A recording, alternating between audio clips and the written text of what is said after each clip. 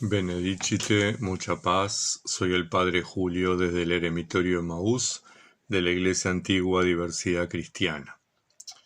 Hoy, por suerte y gracias a Dios, con un tiempo más fresco. Después de haber superado los 43 grados días pasados, estamos con 17, lo cual para algunos de nosotros es maravilloso.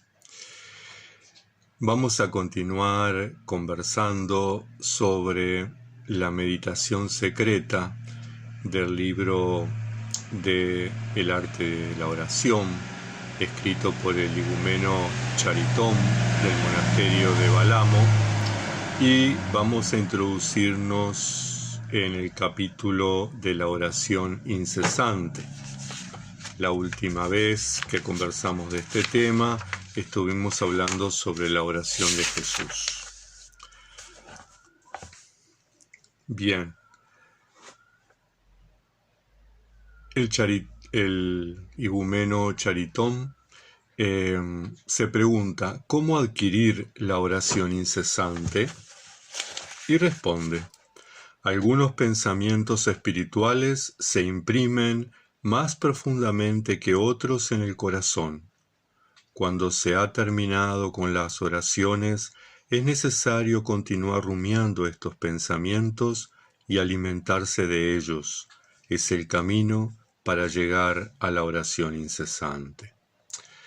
Es importante aquí entonces tener en cuenta que existe una oración vocal, que por supuesto también es mental y espiritual, es del corazón, pero fundamentalmente una oración vocal, que es la que utilizamos cuando celebramos el oficio divino, la que utilizamos en la lección divina, la que utilizamos en la divina liturgia, la misa, la Eucaristía, la Santa Cena, el nombre que queramos darle a el memorial de la Cena del Señor. A lo largo de esa oración, de esas oraciones, repetimos muchas palabras. Lo que el igumeno Charitón nos recomienda es poder rumiar aquellas palabras que nos impactan, aquellas palabras que pegan en nuestro interior, para a lo largo del día ir rumiándolas. Tenemos varias instancias en el oficio divino a lo largo de la jornada que van escalonando la jornada cotidiana. Bueno, por ahí un salmo, un versículo de un salmo, una palabra, y la rumiamos durante todo el día. Él dice que existe una oración incesante que es sin palabras. Elevar el corazón hacia Dios y decir con contrición, Señor, ten piedad, Señor, otórgame tu bendición, ven en mi ayuda. Esto se llama orar a Dios. Sin embargo, si un sentimiento hacia Dios ha nacido y vive en vuestro corazón, entonces poseéis la oración incesante, aunque vuestros labios no pronuncien palabras y vuestro cuerpo no esté en actitud de oración. Qué importante este señalamiento que hace entre los dos tipos de oración, ¿verdad? La oración vocal, la oración que yo repito cada vez que digo, Señor Jesucristo, ten piedad de mí, pecador. La oración vocal que yo repito cuando estoy en el oficio divino. La oración vocal que surge mientras que estoy haciendo la lección divina. Ese diálogo que establezco con Dios es oración. Y ese acto se llama orar a Dios. Pero existe otro tipo de oración, que es un sentimiento que surge en nosotros. O sea, los sentimientos no son ni de la mente ni de los labios. Los sentimientos surgen de nuestro interior. Y esos sentimientos pueden ser de contrición, y lo expreso a través de lágrimas. Puede ser de gozo, y lo expreso a través de lágrimas. Puede ser de agradecimiento, puede ser de adoración. Cuando entramos en ese profundo silencio, en ese estar sin hacer, sin sentir, ¿verdad? Bueno, esa es la oración que nos lleva a la oración incesante, es el paso previo de la oración incesante. Es la oración incesante cuando logramos que ese sentimiento permanezca en nuestro corazón, permanezca a lo largo de nuestra vida. Dice que es necesario orar siempre y en todo lugar, y repite la sentencia, la recomendación apostólica: orad sin cesar, en todo tiempo. Por intermedio de estas palabras nos invita a orar con perseverancia e infatigablemente. La oración no debe ser una ocupación limitada a cierto tiempo, sino un estado permanente del espíritu. Citando a San Pablo, dice: citando a San Juan Crisóstomo, dice: tened cuidado de no limitar vuestra oración a un momento particular de la jornada. Y vuelve a citar a San Pablo: es necesario orar en todo tiempo. El apóstol recomienda orar sin cesar. Y finalmente nos invita a orar en el Espíritu. En otros términos, la oración no debe ser solamente exterior, sino también interior, una actitud del intelecto en el corazón. Y aquí es importante hacer la diferencia entre quienes afirman que todo lo que hacemos es oración, basta que uno tenga la intención de hacerlo en nombre de Dios, de estar en nombre de Dios, a el estado permanente del espíritu en oración. Es sustancialmente diferente, porque yo puedo querer que mi actuar cotidiano esté en la presencia de Dios y por ahí estoy cocinando, pero mi corazón está pensando otras cosas, puede estar preocupado en el conflicto que existe en Ucrania en este momento. Mi mente puede estar pensando que tengo que agregarle condimentos y entonces a la comida que estoy haciendo. Y entonces, en realidad, no estoy orando. No es una oración en el espíritu, no es un estado plenamente espiritual. Yo tuve la intención de que todo fuera oración, pero no todo es oración. Es oración cuando estoy en ese estado espiritual en el cual estoy en corazón, en presencia de Dios. Más adelante el igumeno lo explica más claramente. Él dice que los santos padres hacen, sin embargo, una distinción entre la oración del intelecto en el corazón y la oración suscitada por el espíritu, y vuelve a hacer otras dos diferencias, ¿verdad? La primera es una actitud consciente del hombre en oración, mientras que la segunda es dada al hombre y aunque él no sea consciente de ello, ella actúa por sí misma independientemente de sus esfuerzos. O sea que los padres nos señalan que esa oración que nosotros hacemos a diario, que es la oración concentrándonos, llevando nuestro intelecto al corazón, que nuestro intelecto, nuestros labios y nuestro corazón estén unidos y sean coherentes en lo que sienten, en lo que piensan y en lo que dicen, el hombre unificado, es la oración que hacemos a diario. Pero existe otro tipo de oración que no requiere el esfuerzo humano, que es dado por la gracia de Dios, y es ese estado de oración en el cual estamos orando sin tener la intención de hacerlo. Oramos porque el Espíritu es el que ora en nosotros.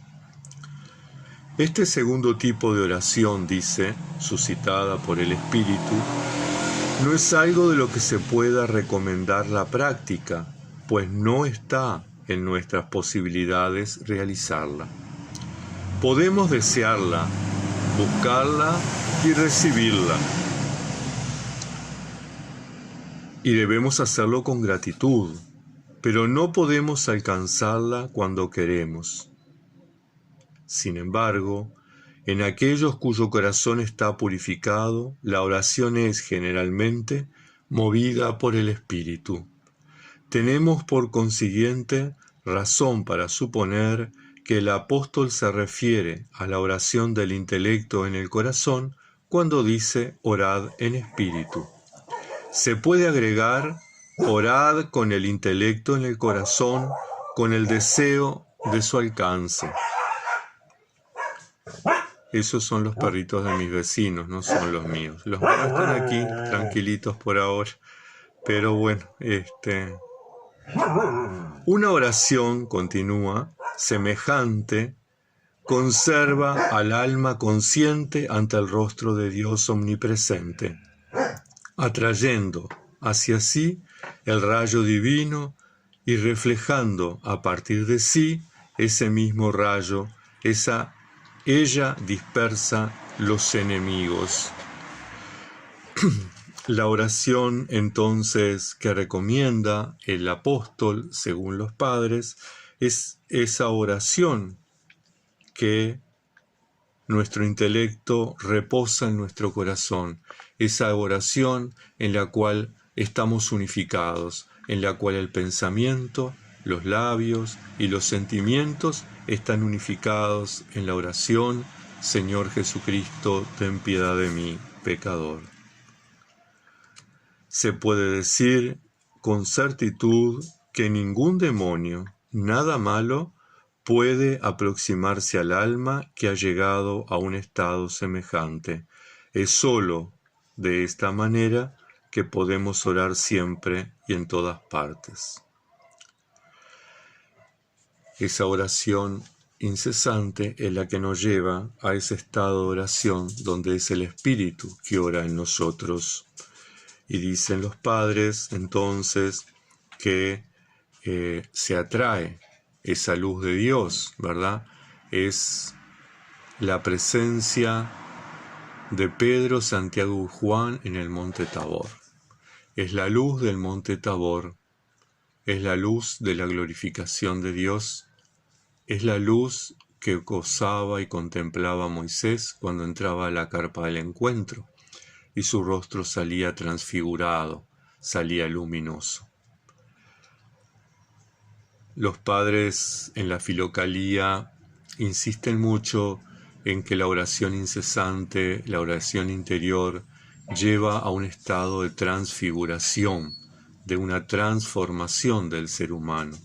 Pero para eso es necesario un proceso de purificación de los pensamientos, de los sentimientos y de las palabras.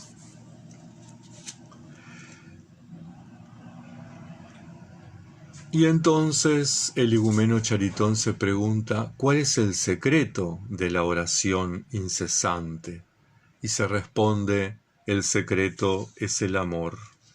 La oración incesante no es una prescripción accesoria, sino la característica esencial del espíritu cristiano.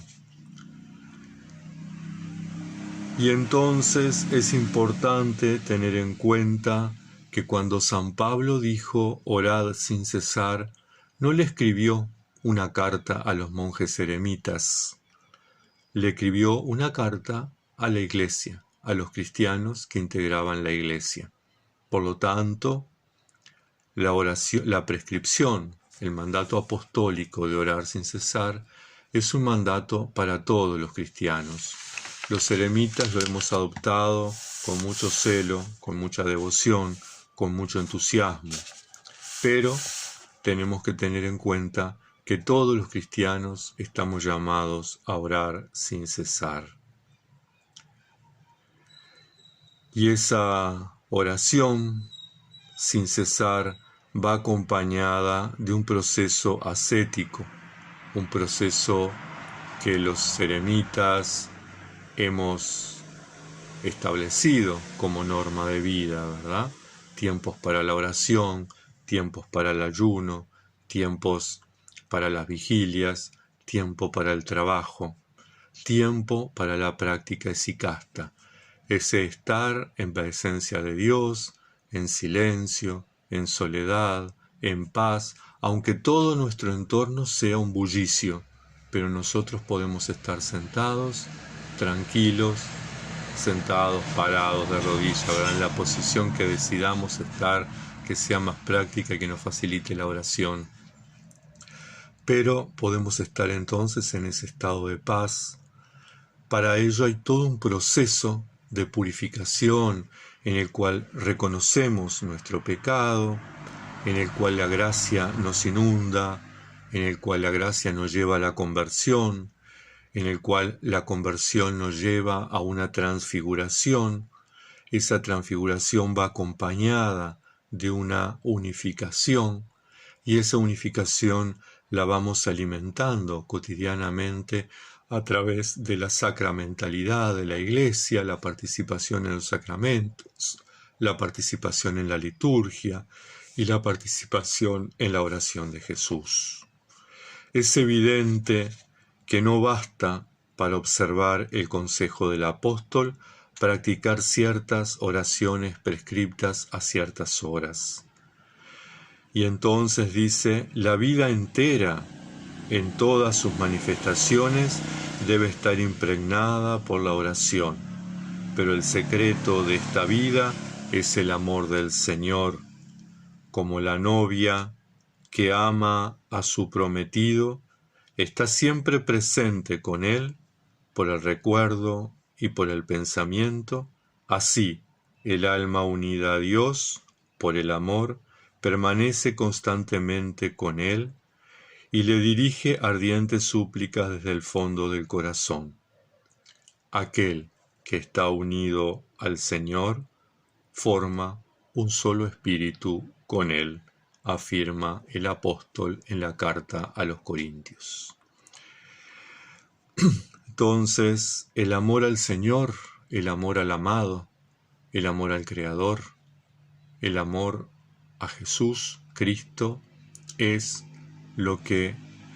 la respuesta a ese estado permanente, ¿verdad? Es la respuesta, esa dinámica de amor. Dios me amó primero y por eso salió a mi encuentro. Yo, en mi miseria, reconozco que amo al Señor y voy en su busca. Y Él buscándome a mí, saliéndome al encuentro, y yo buscándolo a Él, yendo de retorno a su casa, es que en ese encuentro o en ese reencuentro nos amamos plenamente. Una oración implícita, y aquí el igumeno Charitón hace referencia a lo que algunos místicos han llamado la oración apofática, que San Clemente de Alejandría, San Agustín de Hipona y el pseudo Dionisio la desarrollan ampliamente. Dice, lamentáis que la oración de Jesús no sea incesante en vosotros, que no la recitáis constantemente, pero la repetición constante no es requerida. Lo que se requiere es vivir constantemente con Dios, tenerlo presente en vuestro corazón. Hasta cuando leáis, habléis, veléis, reflexionéis sobre cualquier cosa. Como por otra parte, vosotros practicáis la oración de Jesús de manera correcta, continuad como lo hacéis hasta el presente y, cuando llegue el momento, la oración extenderá su dominio. Entonces habla de este tipo de oración, el cual no hay pensamientos, no hay sentimientos, no hay palabra, es un estar de contemplación y de adoración, un caminar bajo la presencia de Dios, como dice el Salmo, caminaré bajo la presencia del Señor. Y esta oración la alcanzamos a través de ese proceso de purificación que hablábamos anteriormente, a través de la vida litúrgica, pero fundamentalmente es un don de la gracia de Dios. Tenemos que pedirla, tenemos que desearla, tenemos que buscarla, pero se nos da por gracia. Finalmente nos recuerda que hay dos tipos de oración. La oración requerida a todos, que es la oración del intelecto en el corazón. Pero hay otra oración, dice, que se denomina permanecer en Dios, y nuevamente vuelve a hacer referencia a ese tipo de oración al que debemos aspirar. La oración incesante en la presencia de Dios. Aquel que ora enteramente, concentrado en su corazón, contempla mentalmente a Dios, presente ante Él y en Él. Al mismo tiempo, experimenta sentimientos que corresponden a ese estado. Temor de Dios, no el temor en cuanto a miedo, sino el temor en cuanto a admiración, en cuanto a adoración. Y admiración adorante ante su grandeza infinita. Fe y esperanza, amor y abandono de la voluntad, contrición y disposición a aceptar todos los sacrificios. Ese estado es acordado a aquel que se absorbe profundamente en la oración ordinaria, de los labios, del intelecto y del corazón, es decir, cuando nos dedicamos plenamente a la oración incesante. Aquel que ora así durante un tiempo bastante largo y de la manera conveniente, conocerá ese estado cada vez mayor, como que el Señor nos regala pequeños momentos donde nos sentimos llenos y plenos, y cuando ese momento pasa, sentimos la motivación de seguir orando para que vuelva, para que se repita, y así esos momentos cada vez son más cercanos uno del otro, hasta que llegamos a vivir plenamente en la presencia de Dios. Llegamos a estar plenamente caminando en su presencia. Dice finalmente que la regla monástica fundamental es permanecer constantemente con Dios en el intelecto y el corazón, es decir, orar sin cesar. Con esta invitación entonces del igumeno Charitón, de buscar ese estado de oración, de pedir esa oración permanente, de estar abiertos a que la gracia actúe en nosotros, continuamos en la práctica cotidiana, insistente, invocando el santo nombre del Señor. Que Santa María, siempre Virgen, nos acompañe, nos protege, nos guíe. Hasta el próximo encuentro. Muchas bendiciones.